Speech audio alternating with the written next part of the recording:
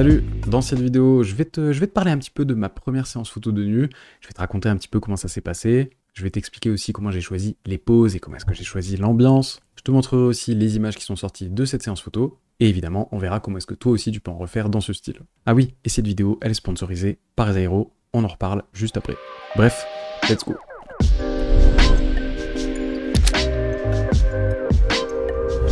Alors c'était il y a quelques temps, on est parti en vacances avec Mathieu, un pote photographe que tu as déjà vu sur la chaîne. D'ailleurs, je vais te mettre une vidéo avec Mathieu juste ici si jamais tu veux le rencontrer. Et donc on est parti en vacances dans le sud pour quelques jours. Et puis comme Mathieu avait pas mal shooté avec Elia, notre modèle du jour, et Elia voilà c'est une modèle qui est quand même très expérimentée, avec laquelle Mathieu avait déjà beaucoup shooté. Donc il m'a dit bah voilà si on est dans le sud, on pourrait peut-être passer la voir, je sais pas aller manger un bout ensemble, potentiellement faire des photos. Donc Mathieu et moi on a fait nos petites vacances, puis à un moment on s'est retrouvés chez Elia. On a mangé le soir, on est parti se coucher assez tôt parce que le lendemain on se levait, alors je sais plus à quelle heure on se levait mais super tôt. Je le sais parce qu'on était en plein été et qu'il faisait encore nuit quand on s'est levé, donc il devait être 5h du mat ou un truc comme ça je crois. Et du coup, donc là c'était Mathieu qui devait shooter, voilà je vais te passer quelques images sur l'écran. Donc Mathieu shootait Elia et puis on a dû finir cette première séance photo vers 11h. Donc voilà, Elia elle avait déjà bien donné, ça doit être assez fatigant, mais bref on est rentré. Et puis vers 11h30 midi, elle m'a dit bah si tu veux, on peut faire ta séance photo. Donc en s'adressant à moi évidemment. Donc moi je lui ai dit bah vas-y, pourquoi pas, why not. Et donc là elle m'a proposé d'elle-même, tout de suite elle m'a dit bah si tu veux, je peux mettre juste ce gilet, tu vois. Donc elle avait un gros gilet en laine. Et voilà, donc moi j'avais jamais fait de séance un peu de nu, lingerie, etc. Voilà, c'était pas... C'est pas que ça me tentait pas, mais c'est juste que, voilà, pour tout avouer, moi je suis pas forcément super à l'aise, tu vois, avec mon propre corps et tout, tu vois, donc voilà, je suis un peu pudique, donc je pense que c'est ça en fait qui était bien, c'est que vu que moi-même je suis pas forcément super à l'aise avec la nudité, c'était bien, très bien même que elle était très à l'aise avec sa propre nudité, ce qui fait que du fait qu'elle soit à l'aise, bah moi ça m'a mis à l'aise aussi, tu vois. Parce que clairement, si toi t'es pas à l'aise et que la personne en face elle est pas à l'aise non plus, je pense que ça donne pas un très bon cocktail pour faire des bonnes photos, quoi. Alors comment est-ce que je choisis les poses, les positions de Elia? Alors avant de répondre à cette question que je reçois encore beaucoup, hein, comment est-ce qu'on fait poser un modèle, qu'est-ce qu'il faut dire, comment on guide, etc. On va regarder rapidement une petite sélection des photos que je t'ai mis voilà, sur une belle petite galerie que j'ai fait sur Zairo, le partenaire de cette vidéo. Et du coup, ben, tu sais quoi, je vais te parler tout de suite de Zairo et on reparlera de comment faire poser juste après. Alors Zairo, c'est une plateforme pour te créer un vrai site de photographie, sans avoir besoin de coder et sans y passer 50 heures. En fait, si tu as déjà quelques images à montrer, eh ben, tu peux sûrement déjà te créer un beau site. D'ailleurs, avoir son propre site web, ça peut être intéressant que tu sois photographe pro ou pas du tout. Mais voilà, si jamais tu veux en savoir plus, j'ai fait une vidéo comment faire son site web de photographie que je te mets juste ici. Alors un des gros avantages de Zairo, c'est notamment que tu peux partir de un de leurs templates, il y en a beaucoup, et voilà, tu peux partir d'un de leurs templates pour photographe, et puis à partir de là, ben, tu peux tout personnaliser. Les couleurs, les polices d'écriture, la taille et la disposition des éléments sur la page, voilà, tu fais absolument ce que tu veux. Et si jamais tu as la flemme, eh ben, tu peux partir d'un template et le garder comme ça, parce que voilà, déjà les templates de base, ils sont déjà très bien pensés. Donc si jamais tu veux te faire un site pour vendre tes services, eh ben c'est possible. Si jamais tu veux te faire un site pour avoir une boutique en ligne et vendre tes tirages, eh ben c'est possible aussi. Et si jamais tu veux juste exposer tes œuvres, eh ben évidemment que c'est possible. Voilà, tu as juste à glisser les éléments qui t'intéressent sur la page et voilà, tu vois direct ce que ça va rendre, que ce soit sur l'écran d'un ordinateur ou celui d'un smartphone. Alors si jamais ça t'intéresse, le premier lien dans la description, c'est un lien vers Zairo. Si jamais tu vas sur leur site, eh ben tu peux utiliser mon code SOMME, comme ça tu auras 3 mois gratuits et une grosse réduction. Et en plus, tu peux tester Zairo pendant 30 jours, c'est satisfait remboursé. Bref, si tu veux tout savoir, va checker le lien. Bref, revenons-en au choix des poses. Qu'est-ce qu'on dit, comment guider le modèle, etc. Eh bien, une question à se poser avant de se poser cette question, c'est déjà la question de qu'est-ce que toi tu as envie de faire. Donc moi, par exemple, pour cette séance photo, clairement, ce que je voulais un rendu un peu intimiste, un petit peu chaleureux, une ambiance un peu chill, donc un peu à la cool. Je voyais bien aussi une attitude du modèle, tu vois, un peu désinvolte, un peu je m'en foutiste, un peu solitaire aussi, tu vois. Maintenant, quand je choisis dans quelle direction on voulait emmener cette séance photo, on peut choisir notre matériel. Donc moi, j'ai utilisé mon hybride, l'hybride qui est en train de me filmer là, c'est le Nikon Z6.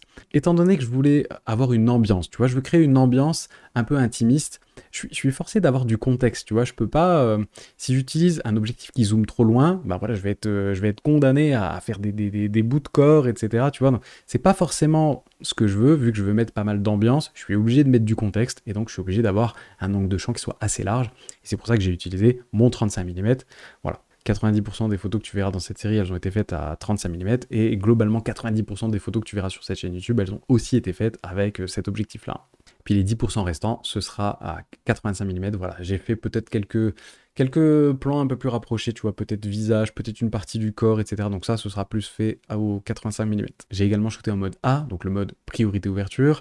En 2017, j'ai créé une vidéo qui s'intitule « Comment régler son réflexe », qui est peut-être la vidéo la plus vue de ma chaîne. Et dans cette vidéo, je te conseillais de shooter en mode priorité ouverture. On est en 2022, 5 ans plus tard, je shoot toujours en mode priorité ouverture, et honnêtement, il n'y a pas de raison que ça change, quoi. Donc maintenant qu'on a défini un thème, ou plutôt un mood, comme j'aime bien l'appeler pour notre séance photo, et bon, on va pouvoir un petit peu plus facilement choisir des poses. Alors si j'arrête pas de mettre pause entre guillemets, c'est tout simplement parce que j'aime pas trop ça, en fait, j'aime pas trop les pauses.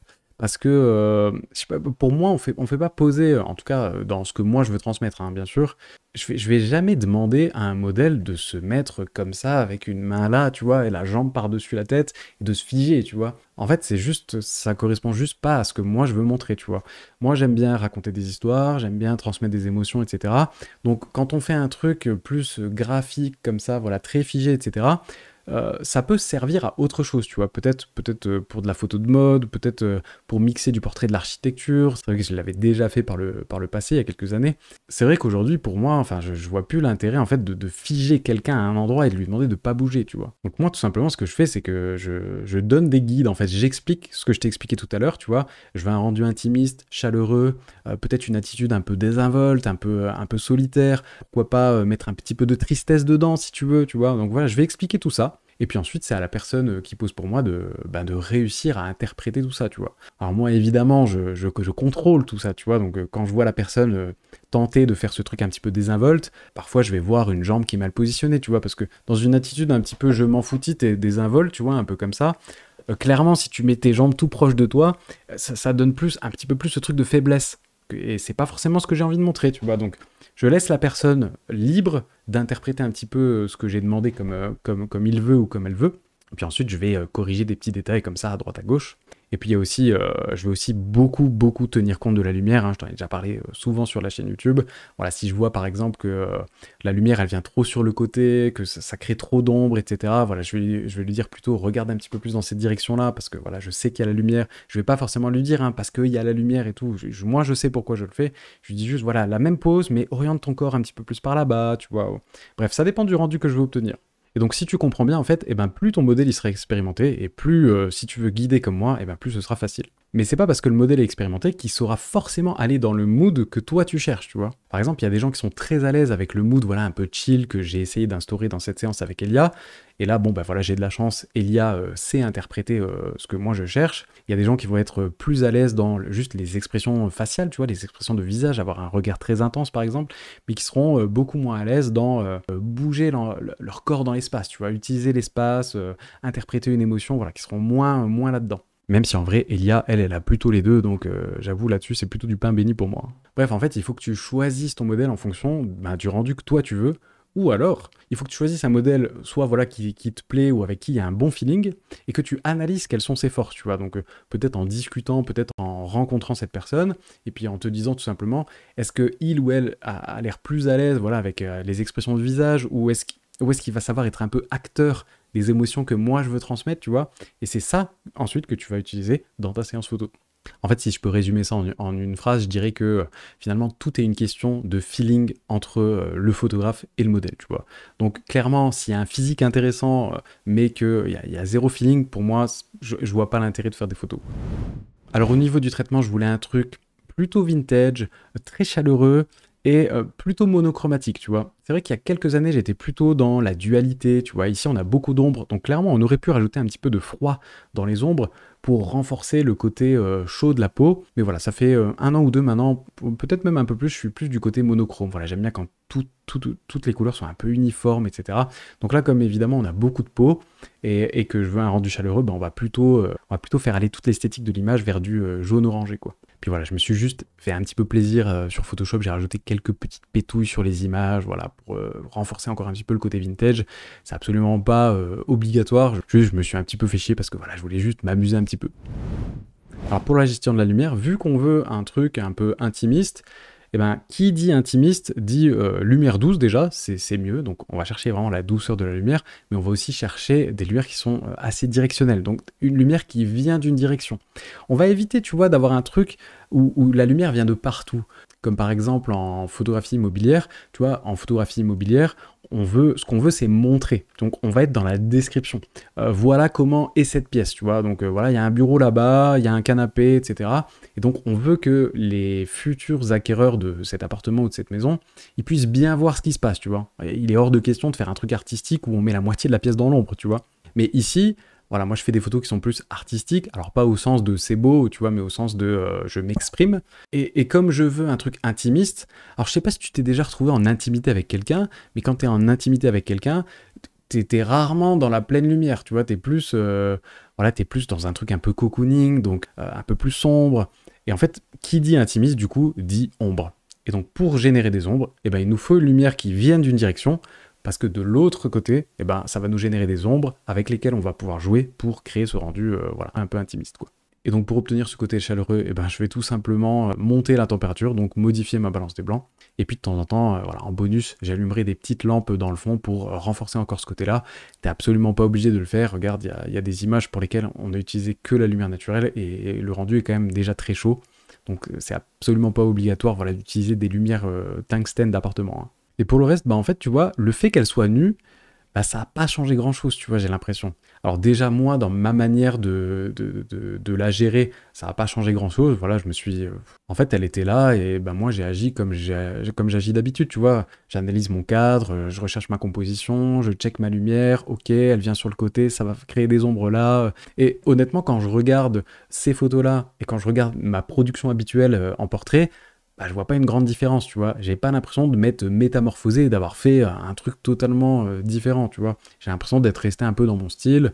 En fait, que les trucs qui me plaisent, finalement, c'est ça. C'est les trucs qui me plaisent, que je les fasse sur des gens avec des vêtements ou sur des gens qui n'ont pas de vêtements.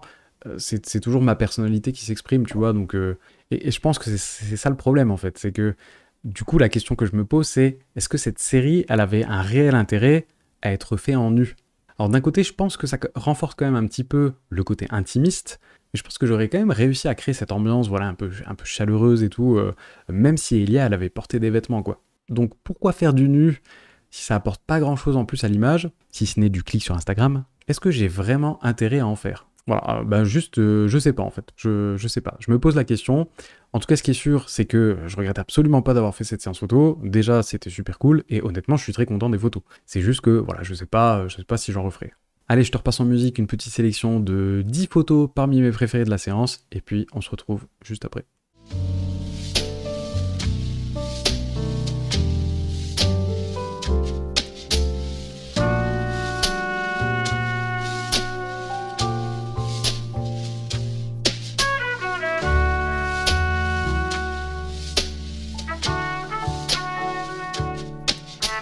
Alors si jamais tu as d'autres questions par rapport à cette séance photo ou par rapport tout simplement à la photo de nu, eh ben tu peux me les mettre juste en dessous en commentaire. Si jamais tu veux te faire un site, n'oublie pas d'aller checker le lien vers Zairo, hop, c'est le premier lien dans la description. Et si jamais t'en as marre qu'on discute de tout ça et que t'as plutôt envie de me voir shooter un modèle sur le terrain, hop, tu peux aller voir cette vidéo. Et si jamais t'en as pas marre et tu veux qu'on continue à débriefer et que je te raconte une autre séance photo, eh ben tu peux aller voir plutôt cette vidéo là. C'était Chris, prends soin de toi.